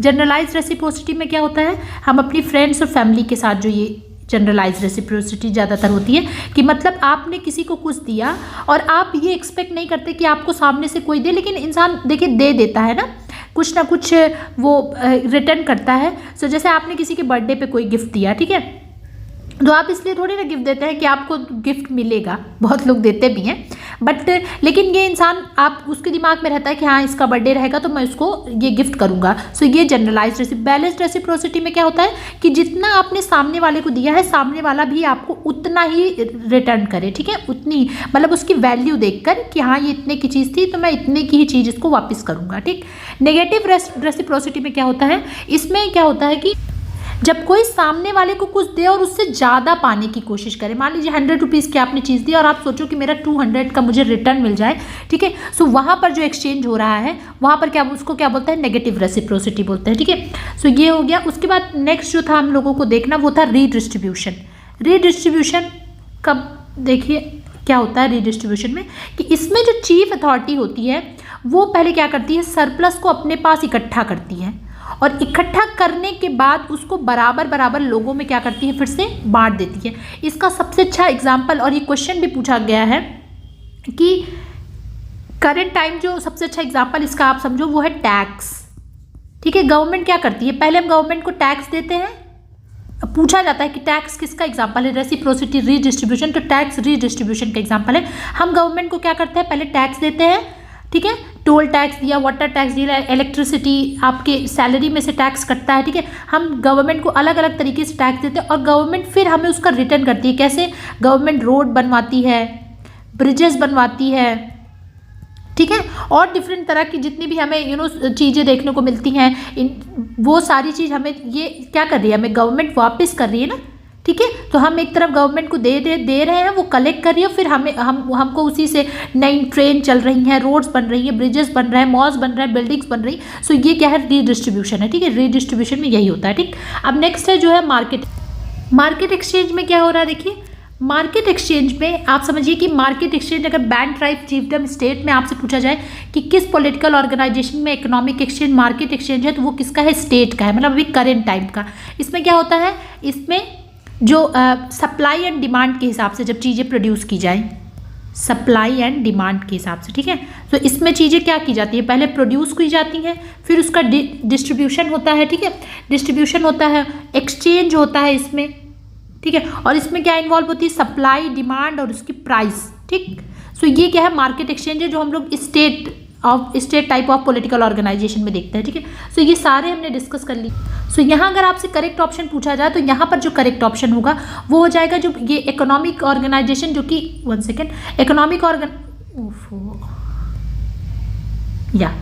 जो इकोनॉमिक ऑर्गेनाइजेशन जो कि कहाँ पाया जा रहा है, जो कि पाया जा रहा है चीफ्टम टाइप ऑफ पॉलिटिकल ऑर्गेनाइजेशन में, उसका करेक्ट ऑप्शन हो जाएगा रीडिस्ट्रीब्यूशन। इसमें क्या होता है कि आपको पता है कि जो चीफ्टम टाइप ऑफ पॉलिटिकल ऑर्गेनाइजेशन होता है, उसमें एक चीफ होता है, और वो चीफ, उसके अंदर में ढेर सारी विलेजेस या फिर कम्युनिटीज़ होती हैं, और वहाँ से उसके सरप्लस को वो इकट्ठा करता है, और इकट्ठा करने के बाद फिर क्या करता है, लोगों में रीडिस्ट्रीब्यूट करता है, ठीक है, रीडिस्ट्रीब्यूट करता है। सो चीफ्टम में क्या होता है, redistribution type of economic exchange होता है। Of the following tool is double shoulder edge a rule. ये क्वेश्चन मुझे टेलीग्राम पे भेजा गया था, सो आई थॉट कि इस क्वेश्चन को भी मैं ऐड कर लेती हूँ, जिससे यहाँ पर प्रॉपर एक्सप्लेन कर सकूँ। ओके, सो देखिए यहाँ पर जो आपको ऑप्शंस दिए गए हैं बहुत इंटरेस्टिंग है, बिकॉज इसमें से कुछ ऑप्शन नए हैं, जो कुछ कल्चर्स जो हमें नहीं पता होंगे, ज़्यादातर बच्चों को नहीं पता होंगे, सो वो उनको क्लियर हो जाएंगे। इसी वजह से मैंने इस क्वेश्चन को और चूज़ किया कि हाँ, इस क्वेश्चन को मुझे डिस्कस करना चाहिए आप लोगों के साथ। सो देखिए यहाँ पर आप ग्रेवेटियन और सोलिट्रियन दो कल्चर को तो जानते होंगे, लेकिन एहरनबर्जियन और हैम्बर्जियन ये दो जो कल्चर हैं आप इनको नहीं जानते होंगे, जो यहाँ पर उसके पॉइंट्स लिख सकते हैं, मतलब ये इसको वहाँ के टूल्स हैं। मेन कल्चर ये है एहरनबर्जियन और हैम्बर्जियन कल्चर, ठीक। सो एहरनबर्जियन, हैम्बर्जियन, और इसके साथ एक कल्चर और है, उसका भी नाम नोट कर लीजिए, वो है फेडरमेसर ग्रुपेन। ये तीन कल्चर मिलकर बनाते हैं एपीपैलियोलिथिक कल्चर। एपीपैलियोलिथिक कल्चर मतलब ये कल्चर जो थे ये आइस एज के क्लोजिंग टाइम आए थे, मतलब ये कहीं ना कहीं माना जाता है ये कल्चर जो थे वो मैग्डलिनियन कल्चर जो था उसके कंटेम्परेरी थे, या फिर ठीक है उसके कंटेम्परेरी कल्चर माने जाते हैं, ठीक है। सो आइस एज की क्लोजिंग के टाइम, इसी वजह से इनकी एक अलग कैटेगरी बनाई गई है और इनको कहा जाता है कि एपीपैलियोलिथिक कल्चर है, ठीक। सो हमारे लिए इसी वजह से जानना जरूरी होता है, ठीक है। एपीपैलियोलिथिक कल्चर ऑफ यूरोप, ठीक है, यूरोप का कल्चर हम लोग पढ़ रहे हैं, तो एपीपैलियोलिथिक कल्चर ऑफ यूरोप है, ठीक है। अब एक एक समझते हैं हम सारे कल्चर्स को। अच्छा, सबसे पहले मैं आंसर बता देती हूँ इस क्वेश्चन का। तो इस क्वेश्चन का जो करेक्ट ऑप्शन है वो है वो है एहरनबर्जियन कल्चर, ठीक है। एहरनबर्जियन कल्चर से हमें डबल शोल्डर पॉइंट्स मिले थे, सो एहरनबर्जियन कल्चर इसका करेक्ट ऑप्शन हो जाएगा, ठीक। लेकिन अब हम सारे ऑप्शंस को एक एक बार डिस्कस करते हैं। तो पहला जो ऑप्शन है वो है ग्रेवेटियन पॉइंट। ग्रेवेटियन पॉइंट सबसे पहले मतलब ये ग्रेवेटियन कल्चर से रिलेटेड है, ठीक है, ग्रेवेटियन कल्चर से रिलेटेड है। अब ग्रेवेटियन कल्चर आपको पता है अपर पैलियोलिथिक कल्चर है यूरोप का, ठीक है। इसका नाम जो ग्रेवेटियन पड़ा है वो कहाँ से, किस टाइप साइड से पड़ा है, ला ग्रेवेटी, और ये टाइप साइड कहाँ की है, फ्रांस की है, ठीक है, ठीक। इस कल्चर ने किस कल्चर को मतलब ग्रेवेटियन कल्चर ने ऑरिग्नेशियन कल्चर को क्या किया था, उसको सक्सीड किया था, ऑरिग्नेशियन कल्चर को सक्सीड किया था, ठीक। और इस कल्चर में जो लोग थे, क्योंकि इस टाइम बहुत ज़्यादा ठंड पड़ती थी, तो ये लोग क्या करते थे, इन लोगों ने अपने आप को गर्म रखने के लिए बहुत से तरीके निकाले थे। जैसे ये लोग आइवरी की नीडल यूज़ करते थे, और एनिमल्स के लेदर के थ्रू उससे अपने क्लोथ्स बनाया करते थे। इसके साथ साथ ये लेदर के थ्रू टेंट हाउस बना के रहते थे, ठीक है, लेदर का टेंट हाउस बनाते थे। उसमें जैसे मैमथ की बड़े बड़े जो मैमथ्स थे उनकी बोन यूज़ करते थे, और फिर उसके साथ साथ जो एनिमल्स के लेदर यूज़ करते थे, और उसके थ्रू टेंट हाउस बनाकर उसके अंदर ये लोग रहते थे, ठीक है, ठीक। सो ये था ग्रेवेटियन कल्चर। और जब हम प्रॉपर इस कल्चर्स को पढ़ेंगे तो मैं और इसके बारे में आपको बताऊंगी। अभी इतनी चीज़ इंपॉर्टेंट है जो आपको पता होनी चाहिए, ठीक है। अब देखिए नेक्स्ट कल्चर देखते हैं। नेक्स्ट कल्चर जो है वो है एहरनबर्जियन कल्चर और हैम्बर्जियन कल्चर। सो एपीपैलियोलिथिक कल्चर में पहला कल्चर आता है हैम्बर्जियन कल्चर। तो सबसे पहले हम लोग हैम्बर्जियन कल्चर को डिस्कस करते हैं। सो हैम्बर्जियन कल्चर, जैसे मैंने आपको बताया कि ये भी एपीपैलियोलिथिक कल्चर है और ये इस कल्चर के टाइप साइट्स कहाँ से मिले थे? जर्मनी से मिले थे, जर्मनी से मिले थे। इस कल्चर को रिएंडर कल्चर बोलते हैं, ठीक है। क्या बोलते हैं? रिएंडर कल्चर बोलते हैं, या फिर इनको रिएंडर हंटर्स बोला जाता था, ठीक। और देखिए जैसे मैंने आपको बताया कि ये जितने भी एपीपैलियोलिथिक कल्चर हैं, एहरनबर्जियन, हैम्बर्जियन, ये सारे कल्चर मैंने आपको बताया कि ये आइस एज के क्लोजिंग पे आ रहे थे, मतलब गुंज मिंडल रिस वुम, ठीक है। मतलब ये आइस एज जब एकदम क्लोजिंग की तरफ था, मतलब समर, अब ठंड खत्म हो रही थी और धीरे धीरे गर्मी और ठंड के बीच में एक ऑसिलेशन चल रहा था, उस टाइम ये कल्चर आया था, ठीक है। ये भी आपको पता होना चाहिए। और इसमें इंपॉर्टेंट क्या है, इनके जो टूल्स थे वो ये हार्पून्स यूज़ करते थे, वैरायटी ऑफ हार्पून्स इनके पास थे, और इसके साथ साथ ये शोल्डर पॉइंट्स यूज़ करते थे,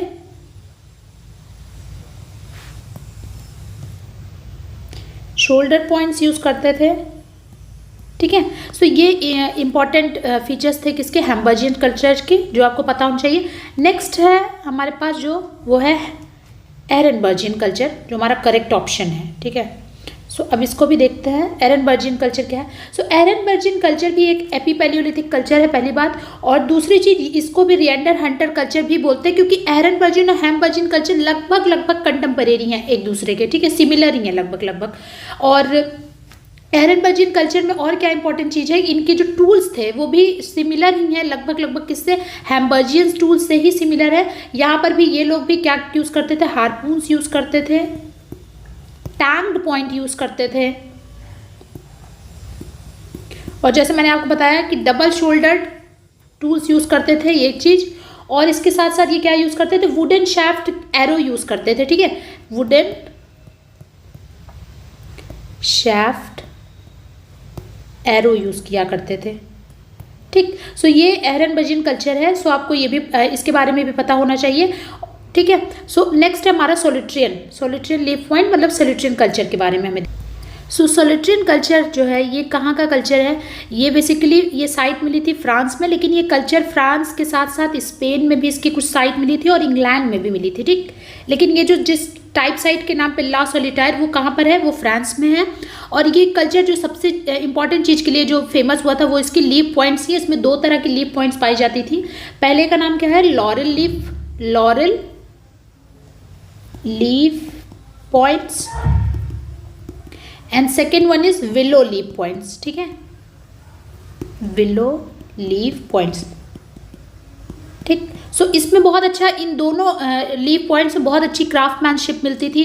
प्रेशर फ्लेकिंग टेक्निक से ये लोग इस टूल्स को बनाया करते थे। सो ये जो सोलिट्रियन कल्चर है ये अपने लॉरेल लीफ और विलो लीफ के लिए बहुत ज़्यादा फेमस हुआ है, ठीक है। सो ये था इंपॉर्टेंट इन लोग के बारे में जो इंपॉर्टेंट फीचर्स थे। और जब हम लोग इन कल्चर के बारे में अलग से पढ़ेंगे तब मैं आपको बताऊँगी। सो इतनी चीज़ आपको बेसिक पता होनी चाहिए कि पहली बात तो ये अपर पैलियोलिथिक कल्चर सारे हैं, ये और ये दोनों एपीपैलियोलिथिक हैं, और इनके जो इंपॉर्टेंट फीचर्स हैं, ठीक। और करेक्ट ऑप्शन इसका क्या है? एहरनबर्जियन पॉइंट, ठीक। चलिए नेक्स्ट क्वेश्चन देखते हैं। So which of the following is a kill site? आपसे पूछ रहा है इसमें कौन सी किल साइट है, मतलब जहाँ पे किसी के मरने या मारने का कुछ एविडेंस मिले उसको किल साइट बोलते हैं। सो यहाँ पर ऑप्शन है बॉक्स ग्रोव, लैक्सकॉस, अल्टरमेरिया, ले मॉस्टाइर। देखिए यहाँ पर जो करेक्ट ऑप्शन है वो है option number A, that is box Grove. ये करेक्ट ऑप्शन है। ये क्यों है? पहली बात तो ये समझ लेते हो, उसके बाद तीन ऑप्शन डिस्कस करते हैं। तो बॉक्स ग्रुप जो है ये सबसे पहली बात तो इसके बारे में नोट कर लीजिए कि ये एक लोअर पैलियोलिथिक साइट है, लोअर पैलियोलिथिक साइट है। और ये कहाँ पर मिली थी? ये मिली थी पेरिस, ठीक है, पेरिस जो कि कहाँ पर है? इंग्लैंड में है, ठीक है, इंग्लैंड में एक जगह है, वहाँ से ये वहाँ पर ये एक तरीके का एक विलेज है ये, ठीक है, बॉक्स ग्रुप। सो यहाँ से मिला क्या था? यहाँ से एशुलियन फ्लिंट टूल्स मिले थे यहाँ पर काफ़ी, और इसके साथ साथ यहाँ पर जो इसको किल साइट क्यों कह रहा है, ये बहुत ज़्यादा इंपॉर्टेंट है हम जानने के लिए। सो इसको किल साइट इसलिए बोल रहे हैं बिकॉज यहाँ पर ना ब्रूचर्ड एनिमल्स के रिमेन मिले थे, कि एनिमल्स को बहुत मतलब बहुत बुरी तरीके से जहाँ मारा गया हो, ब्रूचर्ड फॉर्म में एनिमल्स मिले थे। ठीक है, सो 1 सेकेंड। सो एनिमल कैसे मिले थे, ब्रूचर्ड फॉर्म में मिले थे एनिमल, इसी वजह से इसको किल साइट बोला जा रहा है। ठीक, इसके साथ साथ यहाँ एक चीज़ के लिए और इम्पॉर्टेंट है, ये साइट आपको पता होनी चाहिए। यहाँ पे पहली बात तो एशुलियन टूल मिले, फिर एनिमल्स ब्रूचर्ड फॉर्म में मिले, उसके बाद यहाँ पर ना कुछ पोस्ट क्रेनियल बोन्स मिली थी, किसकी, होमो हेडलबर्जेंसिस की। ठीक है, ये भी आपको पता होना चाहिए इस साइड से, ये इस वजह से इंपॉर्टेंट हो जाती है। ठीक, सो करेक्ट ऑप्शन ये हो गया। इसके बाद देखिए जो दो ऑप्शंस है, दैट इज लॉक्सकॉक्स और अल्टामेरिया, ये आप लोगों को पता होगी। ये दोनों अपर पैलियोलिथिक की क्या है, केव साइट्स हैं, केव आर्ट के लिए फेमस है, जो कि दोनों केव हैं, दोनों फेमस है। ये कहाँ की है, ये फ्रांस में, और ये अल्टामेरिया कहाँ की है, ये स्पेन की है। ठीक, सो दोनों केव आर्ट के लिए बहुत, यहाँ पर अल्टामेरिया से पॉलीक्रोम मतलब पॉली मतलब कहीं, क्रोमा मतलब कलर, मतलब डिफरेंट कलर्स की यहाँ पर आपको केव आर्ट में देखने को मिलेगी। उसके साथ साथ इनमें चारकोल का यूज़ करके जो केव आर्ट्स बने हुए हैं आपको देखने को मिलेंगी, पेंटिंग्स देखने को मिलेंगी। और ये दोनों साइट जो है वो यूनेस्को हेरिटेज, ठीक है, यूनेस्को हेरिटेज की लिस्ट में है। ठीक, तो आपको ये दोनों पता होना चाहिए। देन नेक्स्ट है ले। सो ले मॉन्स्टायर, ये किस लिए फेमस है, क्योंकि ले कंप्लीट स्केलेटन मिला था ऑफ होमो निएंडरथैलेंसिस का। ठीक है, यहाँ से कंप्लीट स्केलेटन मिला था होमो निएंडरथैलेंसिस की। ये भी साइट कहाँ है, ये भी फ्रांस में, और ये भी यूनेस्को वर्ल्ड हेरिटेज लिस्ट में आता है। ठीक है, ले मॉन्स्टायर भी। ठीक, सो आपको ये पता होना चाहिए। ठीक, मॉन्स्टेरियन कल्चर यहीं से निकल के आता है। सो यहाँ से ये आपको सारी साइट्स के बारे में मैंने आपको बता दिया, और करेक्ट ऑप्शन भी मैंने बता दिया है कि जो करेक्ट ऑप्शन है वो क्या है, ऑप्शन नंबर ए है। ठीक है, चलिए नेक्स्ट क्वेश्चन देखते हैं। ये जो नेक्स्ट क्वेश्चन है, क्वेश्चन नंबर 8, ये क्वेश्चन है क्रेनियोमेट्री से। और आप लोग जब प्रैक्टिकल्स पढ़ते होंगे, सोमेटोमेट्री, क्रेनियोमेट्री, सो वहाँ पर लैंडमार्क्स हम लोग पढ़ते हैं। सो जो मिड सैजिटल प्लेन पे है क्रेनियम में, वो हमको यही क्या करना है, उनको अरेंज करना है। यहाँ पर जो लैंडमार्क्स दिए गए हैं वो ब्रैग्मा है, लैम्डा है, ग्लैबला, प्रोस्थियन और नेजियन, ये सारे क्या हैं, पॉइंट्स हैं जो हमारे क्रेनियम में पाए जाते हैं। सो हमें पता है हम लोग क्या क्या पढ़ते हैं क्रेनियम में, एक तो पॉइंट्स पढ़ते हैं, दूसरा सूचर्स पढ़ते हैं, कौन कौन से सूचर्स, और वो किस में पढ़ते हैं, अलग अलग नॉर्मा पे ना, नॉर्मल फ्रंटालिस, नॉर्मल लेटरालिस, अलग अलग नॉर्मास पे। ठीक है, तो सूचर्स क्या होते हैं और पॉइंट्स क्या होते हैं, देखिए अब हम लोग यही समझेंगे और ये देखेंगे कि ये सारे पॉइंट्स जो है कहाँ पाए जाते हैं हमारे क्रेनियम में। ठीक है, सो यहाँ पर मैंने देखिए एक पिक्चर लगा रखी है, और ये सुपीरियर व्यू है हमारे स्कल का। सो स्कल को हम अपने ऊपर से देख रहे हैं। ठीक है, सो यहाँ समझिएगा कि ये हमारा जो ये वाला पोर्शन, ये हमारी फ्रंटल बोन है। ठीक है, ये फ्रंटल बोन है। सो मैं एक काम करती हूँ इसको, और ये लिखा है लेकिन मैं और फ्रंटल बोन FB से मैं इसको लिख देती हूँ। ठीक, देन मैं कलर चेंज करती हूँ। ये जो इधर साइड है ये हमारी लेफ्ट पैराइटल बोन है, लेफ्ट पैराइटल बोन है, और ये इधर क्या है, राइट पैराइटल बोन है। ठीक है, और पीछे ये जो बोन है ये ऑसिपिटल बोन है, ये जो आपको थोड़ा सा दिख रही है, ये मैं रेड से इसको मार्क कर दे रही हूँ, ये ऑसिपिटल बोन है। अब देखिए हमारे स्कल में बहुत तरह के सूचर्स पाए जाते हैं ना, ये सूचर्स पाए जाते हैं, ये एक सूचर है, और उसके बाद ये एक सूचर है। ठीक, अब देखिए यहाँ पर आपको समझना है, ये जो पहला सूचर आप देख रहे हो जो फ्रंटल बोन के बाद पाया जा रहा है, इस सूचर को क्या बोलते हैं, इस सूचर को बोलते हैं कोरोनल सूचर, कोरोनल सूचर।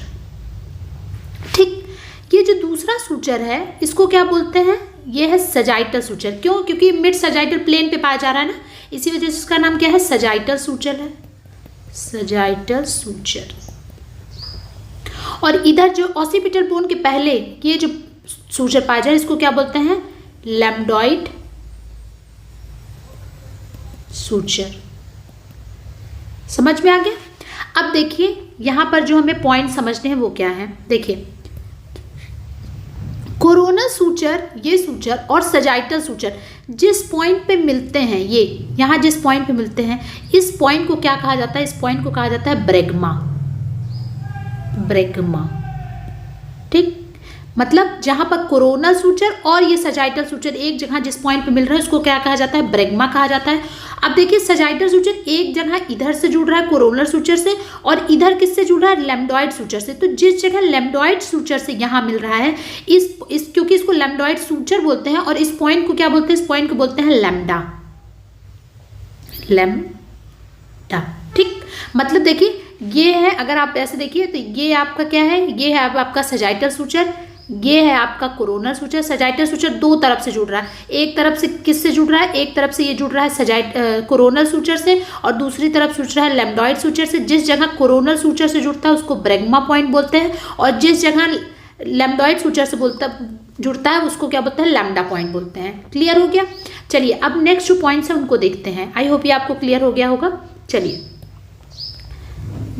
नेजियन है जो भी आपको अरेंज करने को मिले हैं, ग्लैबला, नेजियन, प्रोस्थियन, ये सब नॉर्मा फ्रंटेलिस के हैं। मतलब फ्रंटल व्यू में जब आप क्रेनियम को देखते हो तो ये सारे पॉइंट्स आते हैं, और यही इन्हीं पॉइंट से हम लोग maximum cranial length, maximum cranial breadth ये सब निकालते हैं। सो आइए देखते हैं ये सारे पॉइंट्स क्या है। सो पहला पॉइंट जो है ये जिसको जी से दिखाया गया ये ग्लैबला है। सो आप लोग अपना प्रैक्टिकल पार्ट भी बहुत अच्छे से पढ़ें क्योंकि एग्जाम में क्वेश्चन इससे आते हैं, ठीक है। दूसरा जो है नेजियन है, पहले मैं सबका नाम लिख दे रही हूँ, उसके बाद मैं बताती हूँ कि कौन सा पॉइंट। एनएस जो है वो है नेजोस्पाइनल, ये पॉइंट जो है इसको प्रोस्थियन बोलते हैं, और ये जो है ये नेथियन है।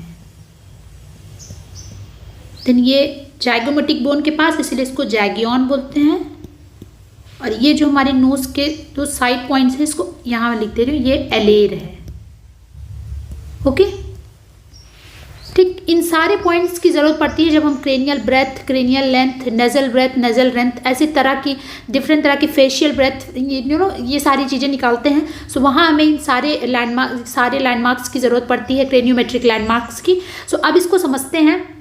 देखिए ग्लैबला जो है, जब हम लोग मैक्सिमम क्रेनियल लेंथ निकालते हैं सो वहाँ पर हमें ग्लैबला की ज़रूरत होती है। तो मैक्सिमम क्रेनियल लेंथ हम लोग ग्लैबला से कहाँ तक जाते हैं? ओपिस्थोक्रेनियन से। ओपिस्थोक्रेनियन लास्ट पॉइंट होता है हमारे ऑसिपिटल बोन के पास, जहाँ पर लैम्डोइड सूचर के नीचे। सो यहाँ से लेकर वहाँ तक हम लोग निकालते हैं मैक्सिमम क्रेनियल लेंथ के लिए। सो ग्लैबला ये पॉइंट है जो दोनों आईब्रो रिजेस के बीच में पाया जाता है। आपको अगर एकदम याद करना हो तो अपने दिमाग में लगा लीजिए, जहाँ हम लोग चंदन या फिर लड़कियाँ बिंदी लगाती हैं मम्मी लोग, वो पॉइंट जो है वो ग्लैबला है। तो हमें एकदम दिमाग में आपके बैठ जाएगा कि हाँ ग्लैबला पे टीका लगाना है। जब भी हो अब पंडित जी टीका लगाएं तो हाँ हमारे ग्लैबला पे लगाई, जिससे आपके दिमाग में फिट हो जाए। चलिए अब नेक्स्ट जो है वो है नेजियन। तो यहाँ से आपको पता है कि आपके यहाँ से नोज स्टार्ट हो जाती है ये पॉइंट। सो ये इस पॉइंट को इसीलिए वजह से नेजियन बोलते हैं। देन दूसरा जो पॉइंट है वो है नेजोस्पाइनल, जहाँ पे आपकी यहाँ पे देखिए ये आपकी यहाँ से आपकी नॉस्ट्रल्स डिवाइड हो जा रही है, ठीक। ये ठीक। सो ये जो टिप पॉइंट होता है आपके नोज का एकदम, वो क्या है? नेजोस्पाइनल है। उसके बाद ये जो लिप के ऊपर का पॉइंट होता है इसको क्या बोलते हैं? प्रोस्थियन बोलते हैं। और नीचे जो चिन का पॉइंट होता है इसको क्या बोलते हैं? नेथियन बोलते हैं, ठीक। सो ये आपको पता। फिर ये जो नोज के दो साइड पॉइंट्स होते हैं इसको एलेर बोला जाता है, और ये जाइगोमेटिक बोन के पास की जो पॉइंट्स हैं इसको जैगियन बोलते हैं, ठीक। अब देखिए यहाँ पर क्वेश्चन में आपसे क्या पूछ रहा है। देखिए क्वेश्चन में आपसे पूछ रहा है कि आपको इन लैंडमार्क्स को मिड सैजाइटल प्लेन पर क्या करना है? अरेंज करना है, ठीक है, एक सीक्वेंस में अरेंज करना है। सो अभी आपने देखा, अब देखिए अब दोनों फिगर को अच्छे से देखते हैं। यहाँ से शुरू हुआ है मिड सैजाइटल प्लेन, मतलब आपको यहाँ से स्टार्ट करना। देखिए सो यहाँ पर अगर आप देखिए तो क्या हो रहा है। सो देखिए आपको ये मिड सैजाइटल प्लेन पे लगाना है क्रेनियम के। तो सबसे पहले हम लोग दूसरा फिगर देखेंगे। यहाँ पर मिड सैजाइटल प्लेन से लगाना मतलब यहाँ से ऐसे जाके आपको पीछे तक जाना है, ठीक। सो सबसे पहले अगर आप देखो तो यहाँ पर नेथियन इस क्वेश्चन में है नहीं। अगर नेथियन होता तो हम लोग यहाँ से शुरू करते, ठीक। तो यहाँ पर हम लोग किससे शुरू होंगे? प्रोस्थियन से। सबसे पहले क्या आ जाएगा? प्रोस्थियन आ जाएगा, प्रोस्थियन आ जाएगा। देन उसके बाद क्या आ जाएगा? उसके बाद नेजोस्पाइनल अगर होता है तो हम नेजोस्पाइनल को लिखते हैं। नेजोस्पाइनल नहीं है तो यहाँ पर क्या है? नेजियन है, तो हम लोग नेजियन लिखेंगे। देन नेजियन के बाद कौन सा पॉइंट है? ग्लैबला ऑप्शन में है तो हम लोग ग्लैबला लिखेंगे।